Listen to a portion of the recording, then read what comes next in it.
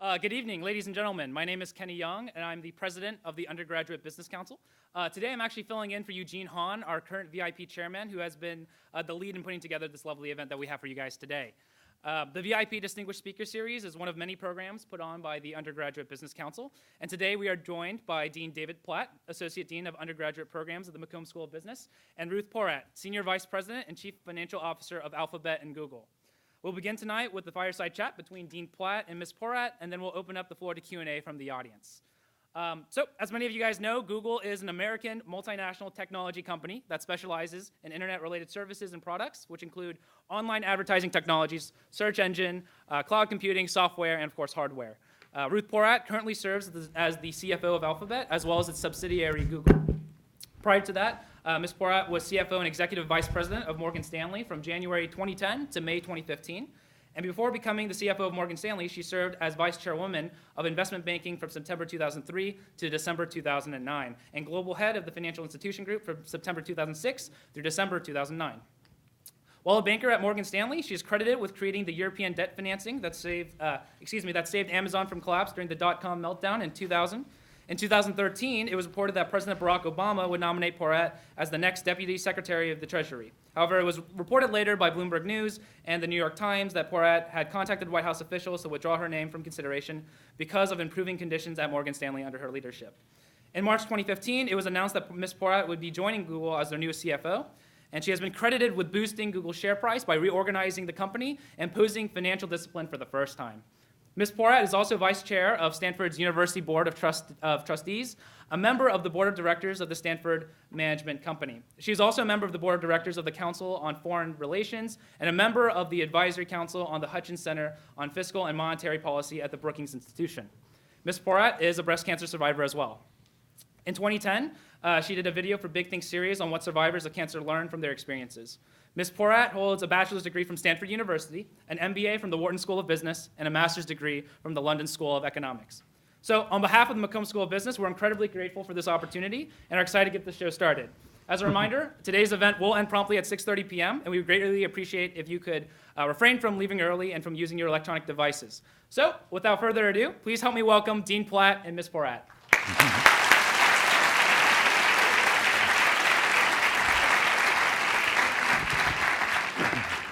Well, thank you all for being here, and thank you so much for coming. We're really excited to have a chance to chat a little bit and learn from your experiences. It's great to be here. It's an incredible town, and thank you for that very gracious introduction. So could you tell us, I'm going to move this down just a little bit. Sorry about that. Let's see if we're getting yours or not. We're technological. Now I can say thank you, and you can hear me, so thank you. It's great to be here in Austin. This is old school technology for a Google person. So I thought it would be great just to learn to start a little bit about how you seem to have such a wonderful, ideal career. How did you get where you are? How did you start off in business? What led you to this point? Well, where do we start? I'll start in the middle when I was at Wharton Business School and thought I wanted to go into mergers and acquisitions. It was the hot thing to do coming out of business school at the time. That was in 1987. I joined the firm in August of 87, and for any of you market historians, about 8 weeks later was the biggest market crash to this day in percentage terms in the history of markets. So I thought my career was sort of over at that point. It proved that it wasn't. Markets change, opportunities change, and a whole series of opportunities came up throughout my career. When I started at Morgan Stanley, I thought I only wanted to do mergers and acquisitions. I would never switch. And then as opportunities came up, it seemed like it made sense, and it enabled me to continue to grow and have a great time. Fast forward to the kind of tail end of my time at Morgan Stanley, through the financial crisis. That was probably one of the most profound experiences to live through, and I was really honored to be able to work with the U.S. Treasury and the Federal Reserve going through the crisis, coming out the other end, and we can talk more about that to the extent it's of interest to the group. But that enabled me to move into the position as CFO at Morgan Stanley. And after a certain period of time at Morgan Stanley, one of my questions was, how do I think about life and the next great opportunity, the next opportunity to continue learning? And ended up going out and speaking with somebody who was this extraordinary coach for many people out in Silicon Valley, a gentleman by the name of Bill Campbell. He'd been the coach for Columbia's football team and then ended up at Apple Intuit and coached many people out in the Valley, Steve Jobs and Larry Page, Eric Schmidt, and just a great guide. And I told him I didn't really know what I wanted to do next. I love to learn and grow, and the one thing I knew is I did not want to be a CFO again. I loved what I was doing at Morgan Stanley. I wouldn't leave Morgan Stanley to be a CFO elsewhere. And for 2 hours, we spoke in his living room, and he kept coming back to that very clear point of view that I had, that I wouldn't be CFO anywhere. And finally, after the 2 hours, he said, I have the perfect idea, CFO of Google. And I, without missing a beat, I said, absolutely, of course. Like, ignore anything I had said, because it's such an amazing company. I had worked on the IPO, known the company for years, and didn't actually, even after he said it, believe it was possible. And so it was a kind of a series of serendipity and great sponsors along the way who opened doors, and it's been a lot of fun. Yeah, that's great. But that's a great lead into the next thing I wanted to ask, which is, you've talked before in other articles and things about the importance of sponsors in careers. And obviously, he's a really important figure, Campbell, for you. Have you had sponsors throughout your career? And how does somebody who's graduating soon go about finding a sponsor? I think sponsors are the single most important part of my career. And if there's one piece of advice I would give you, it's make sure you're working for somebody who takes risk on you, is willing to invest in your career, will open doors for you, will suggest career paths that you may not even see. And I think the way you get a sponsor is you do a great job for someone, because then they're willing to take risk on you. It really is a two-way street. First time I ended up having somebody who was a real meaningful sponsor, I kept thinking, this guy's being really generous to me. And then I realized, he's probably getting as much out of the relationship as I am. So you have to earn the right to have a sponsor, because what a sponsor, in my view, does is they give you runway. And they're there to give you the runway, but also to backstop you if you have an issue. So they're really taking personal risk on you. And then they're also invested in your career and open doors when you don't see them. Probably one of the most important examples in my career of a move that a sponsor did is I was in mergers and acquisitions, that I said, and I had the opportunity to run our technology banking business. I worked with private equity firms, so a lot of really fun areas. And at one point, somebody I viewed as a sponsor said that he thought I should take on running the financial institutions banking business, covering banks and insurance companies and asset managers. And my reaction was unequivocally no. You can see I'm stubborn and then change my mind. There's like a general pattern here. So I thought, that's kind of a boring area. I don't want to do that. And he said, you got to trust me on this. It's multi-sector, just like tech. Tech is software, hardware, semis, internet. Financial institutions has banks, asset managers, same kind of multi-sector, big part of the global economy. You should try it. It'll open doors you didn't even know existed. That was in 2006. I started running that group in 2006. 2007 was when the financial crisis started, and that led to the opportunity to work with the US government and be in the middle of the financial crisis and restructuring the housing market and all the doors that opened. My instinct was no, but I trusted his judgment. And there are examples like that throughout my career. And so I think nurturing a relationship where you earn your way to trust is something really important. If you're working for a boss who doesn't want to take a risk on you, find someone else, because it will be a dead end. And the other point I will make is that all of my sponsors were men, because there were so few women in banking. And I wish there had been women sponsors. There weren't. And the reason I make this point is your sponsor does not need to look like you. They just need to be a really ethical person who will take a risk on you. Great, that's great. You before, when I'd asked about the span of your career, you started during your MBA at Wharton, but you graduated from Stanford a few years before that. How do you get from one point to the next? Because the room is full of a lot of people who are at that point trying to figure out what to do next and where do I go and how do I wind up in an MBA program if that's their path? So when I graduated from Stanford, I was convinced I wanted to go to law school.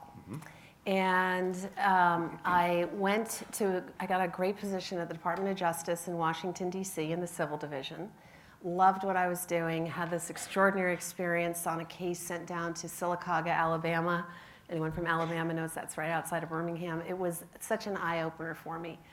And after a year I concluded, or as I was going through the year, I was convinced I wanted to go to law school, but decided I would apply to the London School of Economics, get a master's degree first, and then go on to law school.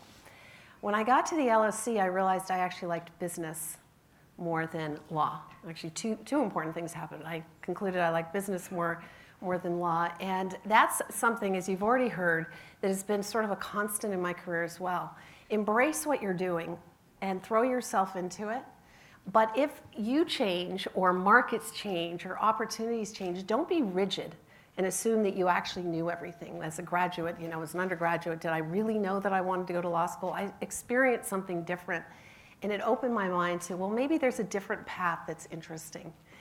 The second thing that happened at the LSE is I ended up meeting the man I married, and I'm still married to, and he had taken a year out of law school to get a master's. He was a fabulous arguer, could argue about anything, anytime, everywhere, and did, and was perfect for law school. So I left the LSE convinced that I didn't want to go to law school, but I ended up marrying somebody who did go to law school, so sort of solved it that way, which is fabulous. And then went into consulting. That was the path that I chose from a great class I took at the LSE. Did that for a couple of years, and then decided to go to business school. And in business school, ended up taking this really exciting M&A accounting class that opened up that door. So again, I kept moving and twisting, but open to experiences throughout. It's a common theme, I think, when professors talk to each other. One of the things we worry about for our students is that there's a sense that you got to have it figured out. There's kind of a fear of failure, and that was why I was asking that question. Is you've got to explore, and things have to evolve. And I was wondering, have you ever felt afraid of failing at the choice that you've made? Always. It's a constant. The fear of failure, I think, or making mistakes is sort of a constant. It's a daily constant. I've rephrased it, though, in my mind. I don't think of failure. I think of learning moments. Because if I thought of everything I did that you could call a failure, I would have fired myself ages ago. So I view them as learning moments. And I think that each of us becomes stronger by having learning moments. In fact, my number one interview question is, what are your battle scars? What are the tough things you've gone through? And I don't care whether you actually did exactly what you would do today, replaying the movie, or you would do something different. I want to know what you would learn. And so I think each one of these experiences, if you can think of them as making you better, making you stronger, they're learning moments, is actually a really healthy way to think about the notion that if you're not taking risk and trying something new, you're not growing, you're stagnant, and therefore it's a real positive to go through learning moments. Okay, great. You've talked about, I think the students asked you about this earlier, you've talked about work-life mix, and I think you're careful to use that term because you mean something different than work-life balance, and I wondered if you could explain your thoughts on that a little bit. So I think the term work-life balance is a trap. The concept that you can actually get something in balance is so challenging that you're always doomed to fail. You're either going to be letting down somebody in your personal life or somebody in your work life, and it's much more important to think about mix. I start with the view that one of the most important things for a healthy, vibrant, fun career is that not only are you great at what you do, but that you actually do take time to have a real life. It's one of the core pillars for me.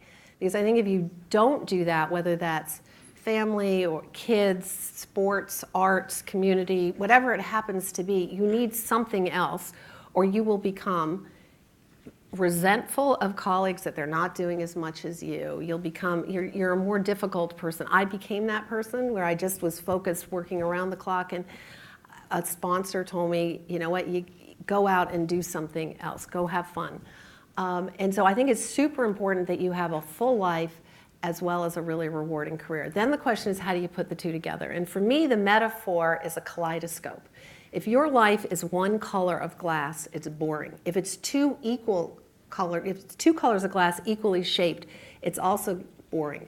What makes a kaleidoscope beautiful is many different sizes, colors, and shapes that change over time. And that's the way I think about work-life mix. Sometimes you need to torque more heavily to family or to community or to whatever it happens to be. Other times it's more to work. Don't try and get them to be equal at all times. I've seen too many people when I graduated from Wharton who thought they were out of balance. So they stepped out of the workplace, which never made any sense to me. How do you get in balance when you take half of the equation out? But they did.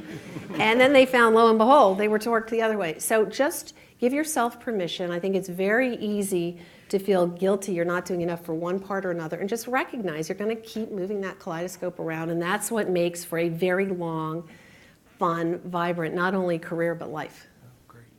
You mentioned earlier the difficulty of not having a female sponsor in your career, and I think diversity in general is hard, and it's notably hard in the financial industry, and notably hard in Silicon Valley, and there have been lots of reported cases relating to that, and it's hard in education as well.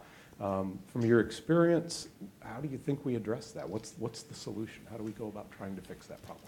Well, first of all, I think it's much better than when I started many decades ago. I think we've seen more women and other underrepresented groups rising up through the ranks. There's a consciousness about the business value, not just the social value, but the business value. There's been more research that says that actually you have stronger financial performance when you have a more diverse leadership group, which, having been in meetings and around those tables, makes intuitive sense. You have more voices that are challenging. Is this the best way to design a product? Have we thought about this constituent? So diversity yields better results, and I think there's more of an awareness of that than certainly when I started. I think to your question, how do you move the needle, there are a number of things. First, it's got to start with tone from the top, role models. What does that senior leadership team look like? So at Google, about half of the people on our leadership team are women. About half the people on my team are women. And that creates really an awareness and actually a confidence throughout the organization that the path forward is possible. And it also makes it clear that's what we expect, because we're going to be a better, stronger organization if we do that. I think you need to back that up with programs and policies that continue to nurture and support careers. So, at Google, as an example, we spend a lot of time on gender pay equity. We have a very generous family leave policy. It's not maternity leave, it's family leave. Two partners in bringing up a child. Everybody should have the opportunity to be with the child. We do a lot of work on unconscious bias training. And so we invest in the things that will support the outcome that we want. And I think when you have a culture that encourages the kinds of conversations that are needed when things seem to be going amiss, and you're putting the resources behind getting the outcome that you want, you can move the needle more rapidly. We're still not nearly where we want to be, but it is much better than it had been, and I look forward to your generation moving it even more. Yeah, and as you think about that, so you spoke about gender primarily, and as you think about that as it applies to other areas of diversity, ethnic diversity, sexual orientation, all those sorts of things, are there special efforts you have to make? Because those seem to be even more challenging somehow. They are, and I'm glad you raised that. I spoke about it from kind of where I sit and what I'd been going through, but hopefully I did use the term other underrepresented groups. The programs that we use are across the board. You need to make sure that you've got the right diversity of view, the right diversity of voice, whether that's race, socioeconomic background, sexual orientation. It's the whole set of, I want different voices at the table to be challenging us. And again, I keep saying it's the right moral thing to do. Glad to see that academic data, research data backs it up. Most of that data happened to be around women, I think, just because the end count is there. But I think the underlying logic applies across all forms of diversity. It's about creating a more challenging, robust environment. Okay. And you mentioned tone at the top. That's a phrase that's often used in conjunction with ethics as well. How do you deal with ethics at Google? As the CFO, you have a strong voice in setting the environment and making sure that it's the proper ethical environment. How do you do that? Well, ethics are at the core of who we are, what a culture is. It's absolutely, I think that it's one of the most important things that each one of us owns. I was at a meeting just the other day, and we were talking about the imperative for all of you as you're starting out. You are guardians of the ethics of whatever organization you own. If you're going to see something potentially before it rises up to more senior levels, and the weakest link in any organization taints the reputation of that entire organization. So it's really, it is absolutely imperative that everyone has a shared sense of what the priorities are, Ethics are what define who we are, our reputation in a society. At Google, the most important thing for us is how do we serve the user, our community, our content creators, how do we invest appropriately to support Googlers, and it is all about the ethics and the way in which we treat one another. We talk about our 3 respects at Google, and it's respect the user, respect the opportunity, and respect one another. And that's implicit in the way we look at our products.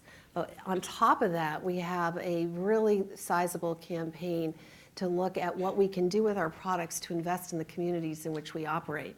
And our 3 pillars are education, economic empowerment, and inclusion, back to your prior question. And those are on top of what we're doing within our products and services. What I love about it is we're mission-oriented and always have been. And that's what attracts the extraordinary talent that we have. People want to be part of something that's bigger than themselves. And I think the reason that we've been able to grow the way we are and have the incredible innovation is that people are coming to a place where they feel they can be bigger. They can be bigger than, they can work on things that are bigger than themselves. They can solve problems that benefit billions of people around the globe. And that starts with ethics. It starts with being a mission-oriented company. Okay, good. I got the signal that I get one more question before we turn it out to the rest of the folks. So I was just curious, as you think about Google and Alphabet and the coming decade, 2 decades, what kind of a legacy will there be from your time at the company? Where do you think it's going? I'll broaden that a bit. I think that we are all living in an extraordinary time. At Google, we say that we've moved from a mobile-first world to an AI-first world. And machine learning is going to fundamentally change the types of products and services that can be created across industries. We're of the view that we're going to be able to solve bigger problems using machine learning. For example, Waymo, our self-driving car business, there are 1 million people who die on the road every year. Much of that is from human error. The ability to use machine learning to save lives. Or in Verily, our life sciences company, it's about taking medicine and going from being reactive to proactive so we can do disease management, whether it's diabetes or a whole host of other diseases. We can continuously monitor what's going on in your body and know when to intervene. And I can go on and on. That's exciting. It's an extraordinary time, but there's also a lot of responsibility that comes with that. And there are a lot of questions about how do you ensure that things are being used the right way? How do we navigate these transitions? So what I hope the legacy is that we made the right bets, the right choices, that we focused our resources the right way, and that, back to your prior question, we conducted ourselves in the most ethical, high-quality way that we're addressing, enables us to address problems in a way where our community, our users, our employees, our business partners are all saying, we want to continue working with this incredible organization. Here's hoping. Sounds good. If you have a question, we'd welcome questions now. There's a microphone in each aisle, and please feel free to line up at the microphones, and we'll alternate between them. Start here. Thank you so much for coming. We all really appreciate it. I wanted to ask you, what would you say your biggest regret is?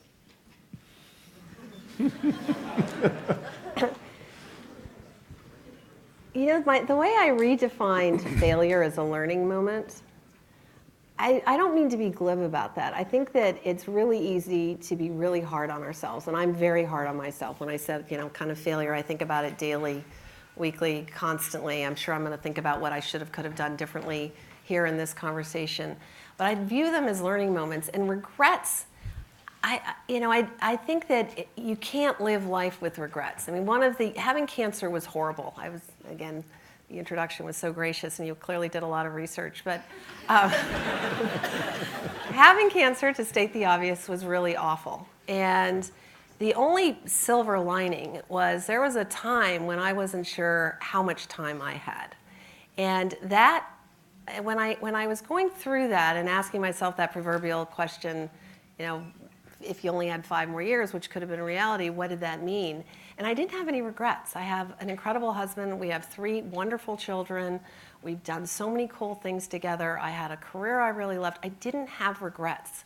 And when I was at that point where I went and saw this incredible coach, Bill Campbell, who sadly passed away from cancer about 2 years ago, I knew that I needed the next challenge, and I didn't want to be in a place where I said, I found out, it came back, and I only have a certain amount of time. I'm completely healthy, so assuming that's not going to happen. But I didn't want to have that regret. And the one thing I would tell you is live your life the way you want to live it. Love it and soak it in. You've got this incredible education. Don't put something on hold. I saw too many people who put stuff on hold, and life does not live on a schedule. It happens when it happens, as we saw from this horrible tragedy last week. And so I can say with confidence, I don't have regrets. I messed stuff up along the way, but I put that into it's a learning bucket. Just don't hold back. Thank you.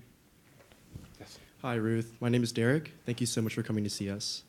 So my question is, what is the most difficult decision that you've made in business, and how has it changed your mindset? Wow. Probably the most difficult time for me was the financial crisis. And so Secretary Hank Paulson asked if I would lead a team to advise the U.S. Treasury going through the Fannie Mae, Freddie Mac housing restructuring, and then we went right into AIG and that conservatorship. And it was terrifying. We ended this one weekend having gone through Fannie Mae, Freddie Mac, and then the next weekend Lehman Brothers went bankrupt, and I was down at the New York Fed for the weekend, and that Sunday as I went home, I got a call from somebody from the U.S. Treasury who literally said we worked on the wrong thing. AIG will be out of money in 3 days, which I thought was an attempt at humor and a really lousy one. And he said, no, we're serious. And it was terrifying because we worked kind of through the night, Monday going into Tuesday, and realized they wouldn't make it till Wednesday. And so the tough calls there were, Tim Geithner was president of the New York Fed at the time before he went on to become Secretary of the Treasury, and he was really clear. He said, we are not putting government money into this. But in the middle of the night, realizing they wouldn't make it without a government role. The banks couldn't come up with an answer. They were working through the night as well. They had 2 other banks doing that. But it was clear it couldn't work. And trying to come up with something in the middle of the night so that at least there would be an option, there would be an alternative. It was the ability to use the experiences that I had gained from years in banking on something so important at that time in history. That was the toughest thing I ever did. And it was also personally the most inspiring, gratifying, rewarding, whatever you want to call it, because I felt like it was so critical that we were literally on the brink. That's what Hank Paulson called his book. And we're so grateful. I think we should all be grateful to Secretary Paulson and Ben Bernanke for their leadership and confidence, making really tough calls at that time for not only the U.S. economy, but the global economy. So that was the toughest. And it was building on years of experience as a banker doing other things, and then just being able to pull this incredible team together to analyze what could go wrong. Thank you so much. Hi, Ruth. My name is Harrison. Thank you for speaking today. I would go out and speculate that probably half the room is business majors, maybe a little bit more. And I'm sure you're familiar, I certainly am, with the rhetoric that business degrees are becoming outdated. Such and such bank isn't going to hire business majors as much. They're going to be replaced by engineering majors. True or not, I would say that isn't true. This is a sentiment that a lot of business majors feel in America today. And I was going to ask you, what is your outlook? What do you think that the business majors, those who study business, will be doing 20 years from now, 30 years from now? How do you counter that assertion? Where do you see the study of business in school going and providing value? Well, I was in business school a long time ago, and there were different areas that we each focused on, whether it was marketing or finance or accounting or operations. And I would say that all of those roles still today are critical roles within an organization. For me, the most important thing I learned in business school was the ability to analyze data, understanding the importance of anchoring things in data. And to this day, if you were to say, what do I think is one of the most valuable things anyone can do, anchor your analysis in data, and you're going to be more compelling in when you articulate it, and you're going to get to a better answer. And those are really valuable skills. They're always going to be valuable skills. So I would say pursue your passion, understand where you want to apply it. Embrace the tough analytics that underlie decision making, because we all need it. For me, one of the metaphors I often use, you're probably starting to learn, I think, in metaphors a lot, not just kaleidoscopes, but I also think about another really important one, and I came up with this one during the financial crisis. You can't drive a car with mud on the windshield because you'll go over a cliff, which is what AIG almost did. But when you clear away the mud from the windshield, you can go even faster. And the way you clear mud away from the windshield is you actually have visibility about the data, the analytics, the financial implications, the risk you're taking on, all of the things that you're learning. Those are the tools that enable companies to move really quickly. Those are the tools that we use to provide our business partners with the ability to make the trade-offs that they want to make, having the engineering and other acumen. So never lose sight of the importance of anchoring guidance in analytics and understanding that that's a key part of smart decision making for a company. Thank you very much. Thank you. Good luck to you. Hi, Ruth. My name is Ben. My question for you is, business has definitely been a tough industry, and I faced a lot of difficult moments. How do you face adversity in the workplace, and how do you become resilient and also remain authentic throughout the process? Wow, I think resilience, I'm glad you used that word. I use that word a lot. I think it's really important to be resilient. Things will kind of come in your way at all times, and one of the most important things is, what do you do in those times of hardship? I had a CEO who once said to me during a really tough period at Morgan Stanley that leadership is loyalty in times of adversity. And I've used that line a lot because I think it's really valuable. In tough times, it's easy to just kind of fall back into your corner, but if you can rise up, motivate people, and get them to kind of move the ball forward, that's when you can really distinguish yourself. And one of the most important things during the financial crisis that I saw was the ability to make tough calls, make them quickly. Sitting around waiting for better information when you're choosing between two worst options is only going to make it worse. And so I think the resilience point, I think recognize you're going to have bad days. Celebrate the good days. Know you're going to have bad days. Have the skill so that you can actually get through those bad days and pull from yourself not just the analytical skills but the leadership skills to bring those along with you. And if you go back to my favorite interview question, take me through battle scars. What were some of the tough days? I think that's what makes us stronger as a team when you bring in people who've only had sunny days with people who've been through battles and understand how to make tough choices and have the pattern recognition that comes from going through some of those tougher things. But if you assume you're going to have bad days at certain points, view them as an opportunity to distinguish yourself. Thank you. Hi, Ruth. My name is Sydney, and my question for you is, how did you learn to be so decisive in your career as your path continued to change? Well, that's interesting because I wasn't really very decisive. I was completely decisive until the facts changed, and then I was decisive going a different direction.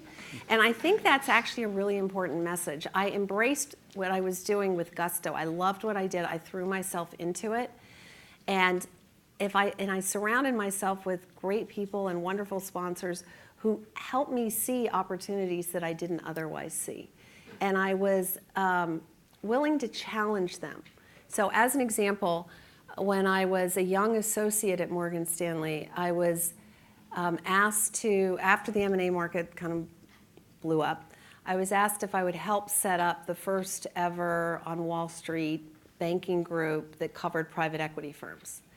And it seemed a bit risky. I was going from one of the most exciting M&A groups on Wall Street to a group that covered, there weren't very many private equity firms back then. There were 5 that had over $1 billion in assets under management. One of them was Morgan Stanley, so that meant there were 4 clients. So it seemed like a really bad idea. But I trusted this person, and that time I took a hedged position. I said, why don't I do it 50-50? And he said, fine, full well knowing that would last not very long and I would 100% go into covering this new area.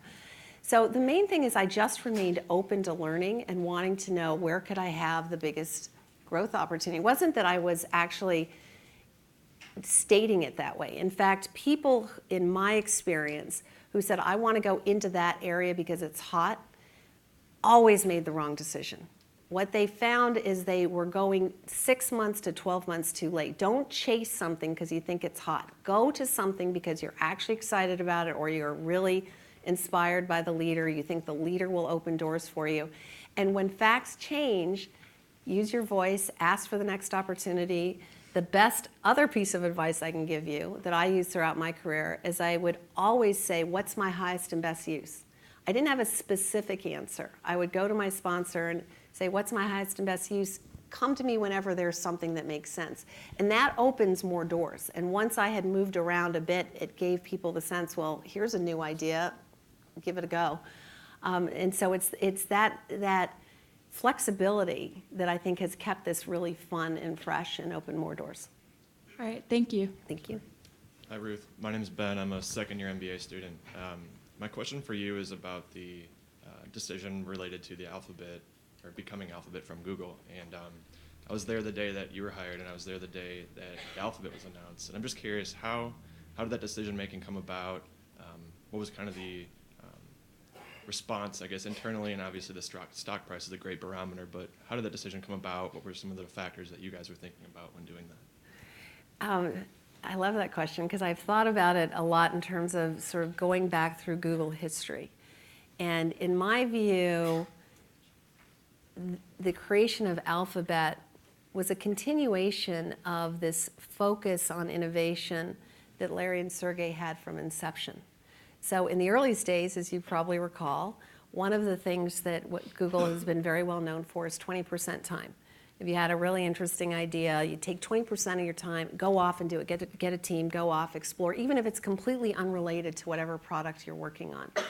And out of 20% time came things like Gmail and our first VR headset, Cardboard. And the second iteration, in my view, was the creation of what was at the time Google X, is now X, our Moonshot Factory, which is a separate entity within the Other Bet family. I view that as the second iteration. And there the view was take on new big ideas, go through rapid eval, assess whether it makes sense, kill it before the market kills it. But it was another view about being deliberate about innovation, pushing people to actually pursue moonshots. And Larry and Sergey are very much of the view that it's imperative to continue reaching for the big moonshots, the 10x ideas. And in many respects, this is the third iteration. We created Alphabet, so you have Google with intense focus within Google, and then allowed the founders in particular to spend time working with CEOs on the other bet companies, whether it's Waymo or Verily or Calico or Sidewalk Labs, to really consider what are the big ideas that we're all going to be really enjoying, kind of 5-10 years out. And I view it as a continuation of pushing people to continue to reach for big ideas. And I am guessing there will be a fourth and fifth iteration at some point. And when I first sat down with Larry about the role, it was clear he'd been thinking through something. And so as you probably recall when we were there, we kept it to a very small group and then announced it in August of 15. And Larry lives in the future, so he then went off and we all kind of got into the details of what does it actually mean now that we've announced that we're doing Alphabet and creating these two entities, how do you hive them off? But I think it's been extraordinary because it has done what was intended, the focus within Google and the creation of a structure around each of the other bets to give birth to them and then kind of set them to run independently. Thank you. Thanks. Hi, Ruth. Thank you so much for coming to talk to us. I'm Ray. I'm a second-year finance student. And you talked a lot about, kind of going sort of where the wind takes you instead of planning so much and sticking to that plan regardless. And I'm also planning on being a law student, but again, what can happen? So I was... Been there, done that. Yeah, a little worried about that. I was wondering, what's your advice to the student or former student that's invested a lot of time in a career path, say, they've gotten their JD or maybe they're working for 3 or 4 years in marketing and they're feeling they're not super happy. They might be tempted to pivot, but they would be doing so maybe at the expense of all their work and all of their commitment to that career path thus far. So when I mentioned that after the London School of Economics, I went into consulting for a number of years and then went off to business school. So I started business school, I was graduating from business school, I was 29. And when I was interviewing at Morgan Stanley, in those days that was viewed as old. And so the question I was asked was, how are you going to start a new career at this age? And I remember being shocked at the time. My view was, I think the experiences make me stronger at whatever I'm going to do next. I don't view them as an impediment. I'm building off of something that brings a differentiated experience.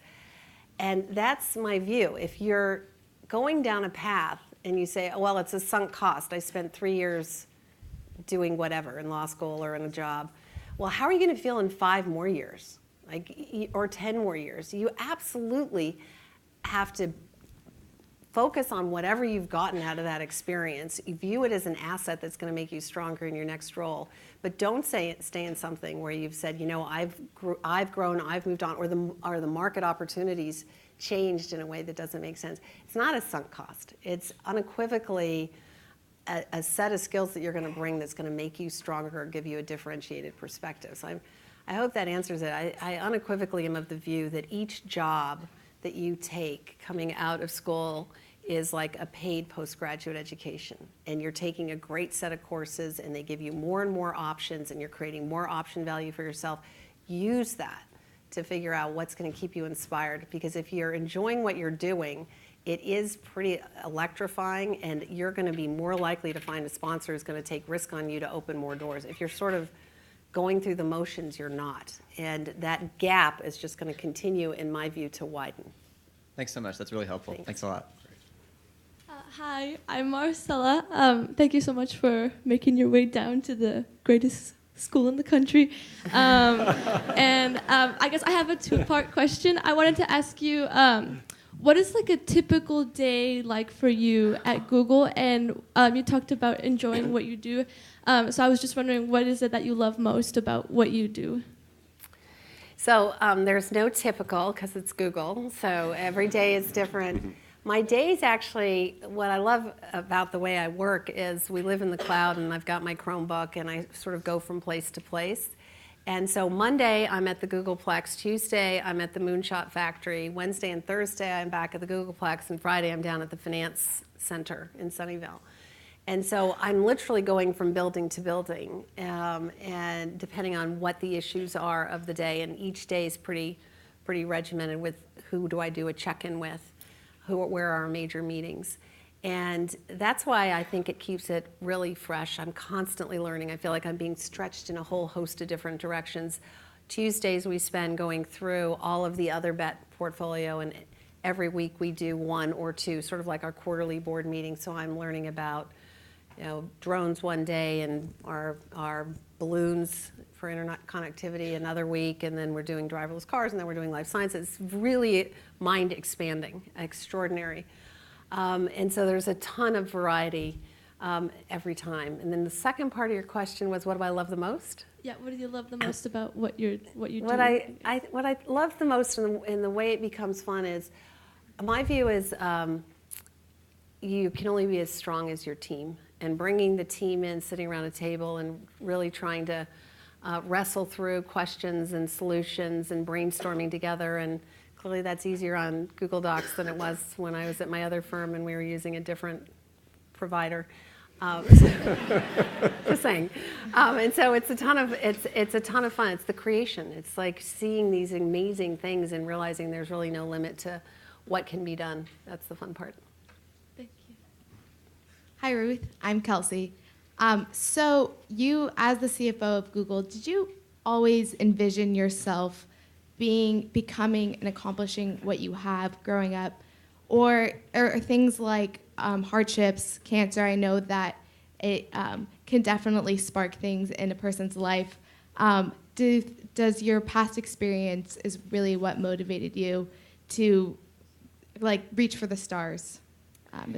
So when I was very young, my mom was a psychologist, my father was a physicist. And I remember I was born in England, grew up mostly in California, but spent early years in England. And as a young child living in England, my mother took my sister and me, my sister's about 2 years younger, aside and said, you always should have a career. She said, I'm not making much money. Every cent I make goes to pay for your nanny, but I think it's really important as girls that you think about having a career. She told me this when I was 8. And my mom is always right. And my dad was amazing. My dad ended up, he's self-taught. He escaped from Vienna during the Holocaust. was thrown out of high school because he was Jewish, taught himself physics while fighting in the British Army because his view was the only way to get to someplace safe was to have a skill that people cared about. Fellow soldiers would make fun of him that he would be dead before he would ever get that opportunity, and he said, I'd rather die an educated man. And I heard this story always when I was growing up. And that ended up getting him actually, he never went to high school or college, but it got him to a master's program at the University of Manchester, and then to Harvard, MIT, and then to Stanford. And he always said, you know, you can be whatever you want to be, and education is the passport for life. So I always assumed I was going to have a career. I didn't have the sense that I wanted to be a CFO until very, very late in my career. But I think they made it pretty clear that they assumed that you could be whatever you wanted to be. Given the hardship they had getting to where they were, it was pretty clear if you put your mind to something, you could do it. And after that, it was really just everything we've talked about today, which is being in great institutions. And I really think Morgan Stanley was an extraordinary place to start my career, get trained, work with extraordinary people. It was very much an apprentice model. People did take you under their wing and help you grow. And that's what continued to open doors. And every time a door opened, more exciting, fun things happened. And don't be fearful to take on new opportunities. Try them. You know, the worst thing that's going to happen is it's not going to work out, and you're going to say, "Oh, that's one of those great battle scars she was talking about. Now I can talk about it in an interview." But it's seriously, it's like, what's the downside? And back to the great question about regrets. You don't want to have regrets. It is so important that you realize that regrets analysis. I love Jeff Bezos was asked about regrets analysis when he was thinking about leaving D. Shaw to go create this crazy idea, the world's largest bookstore. And he said to his parents, well, what would you regret more, trying and failing or never trying? And it was really clear, never trying. How could you do that? So that would be my one thing. I know it can seem reckless at the time, but you've got so much time ahead of you. Give yourself the opportunity. Thank you. Afraid we're going to have time for just one more question over here. Well, I'll do super short answers because we only have three. Okay, all right. So we got 3 people up. This is it. Go. Okay. Speed questions. Hey Ruth, so my name is Eric. So I guess my question is, we can see Google is constantly investing monies into the big ideas into the future. And then some are you can see returns like within short term, and some cannot.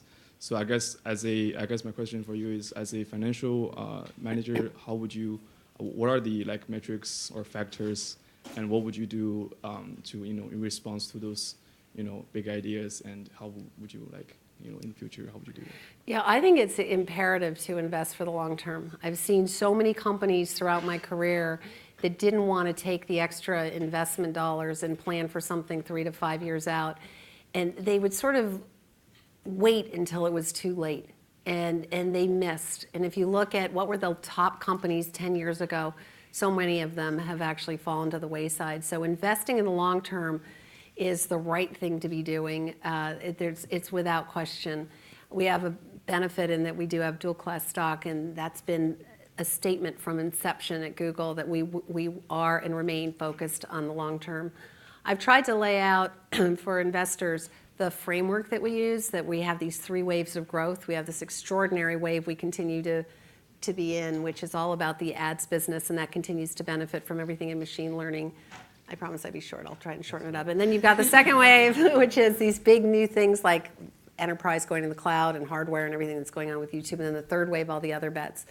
And we look at multi-year plans, and we look at what are the financial metrics for each. Larry and Sergey and Sundar are very clear. You got to have super crisp metrics against which you're operating so the teams understand the goals. And then for finance people, all of you have a great opportunity. It's about creating a planning process that forces or inspires, maybe is a better word to put it, your colleagues to stack rank what's really important, so they're putting resources behind the most important thing. And if you do that, you're picking your spots. You're not just spreading resources sort of blindly across everything. You're planting seeds for today and for the future, and that's the process that we go through, and it's a continuous process given how dynamic the environment is. Thank you so much. Thanks. Hi, Ruth. My name is Sanjana. Thanks so much for coming here to speak with us and listening to my question despite the time. But you spoke a little bit about how Google really values diversity. Half of the leadership is female, but unfortunately that's not the case everywhere. So I was wondering what kind of pushback you've received for being a woman in your position and how you dealt with that.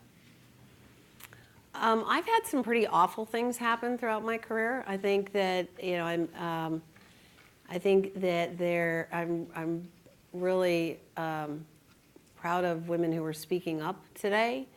There's been not just sexual harassment, but I would say professional harassment, where people demean you and your role and your voice and your contribution. And when you find somebody who's a dead end, you got to go find somebody else. And as I've said, I've had great sponsors. They've all been men. And I think the most important thing is making sure you're working in an organization that has a tremendous culture, that understands that diversity is not just the right thing to do, but the right business thing to do. They're all in, and find great people who will help run interference for you. The guy who said, I will be your senior air cover. I believe in you. I'll be your senior air cover. I'm here to backstop you if there's a problem. We all need people like that. In particular, I think as you're sort of forging a new way, and I think that's an important part of busting through unconscious bias. Don't try doing it alone. Make sure you're doing it kind of locked in arms with people who want to be there with you. Thank you. Thank you. Hi, Ruth. My name is Michael, and thank you so much for coming. Throughout your speech, you mentioned a lot about mentor. You said it provides a lot of support for you.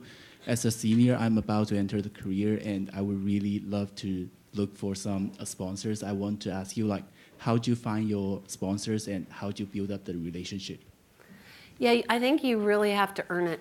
Throw yourself in and do a great job on whatever first assignment there is. Ask if you can do more.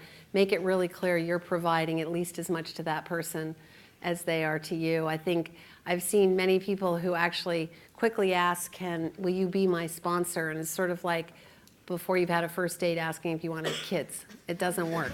You gotta earn your way to that.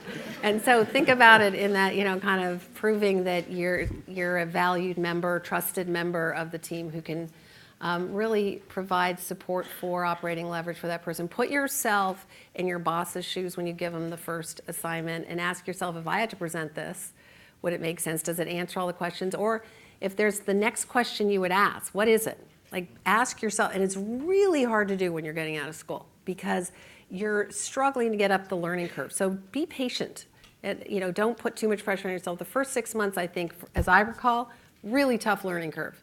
And you're just, ask a lot of questions, don't guess, realize that time is one of the most valuable things we have, and give yourself cut yourself some slack. Once you've gotten up the learning curve, then start asking yourself, well, what else would I add if I were doing this? How can I kind of provoke the person positively to think about the next things to do? And once you become that valuable, they want you there. They want to sponsor you. It's really fun to sponsor people. Gotcha. Thank you. Thank you all. It's great to be with you. Yeah, thank you all. Those were excellent questions and inspiring answers. Thank you so much. All right. That was really awesome. Thank you very much, Dean Platt and Ms. Porat. We appreciate you guys taking time out of your schedule to speak with our students today. Ms. Porat, I know that we'll be able to take your lessons about really wearing our battle scars earnestly, viewing our priorities as moving kaleidoscopes, and ultimately articulating life lessons through interesting and insightful metaphors, and apply them to our own lives. So we do have a tradition here, and as a token of our appreciation, we have the Stetson cowboy hat for you. Oh, fantastic. That's just a little Texas flair. Thank you. Over here real quick. Oh, my gosh. And if you don't mind, I'm just going to take a quick picture. Oh. There. It matches your outfit perfectly. Thank you. Can you give me a hook by any chance? I Oh my get gosh. rid of this thing. Technology, right? I know, Yeah. exactly. Hold on. Yeah, you're good. Oh, you want this thing? This little guy, the llama-looking guy? Yeah, there you go. Thank you so much. We really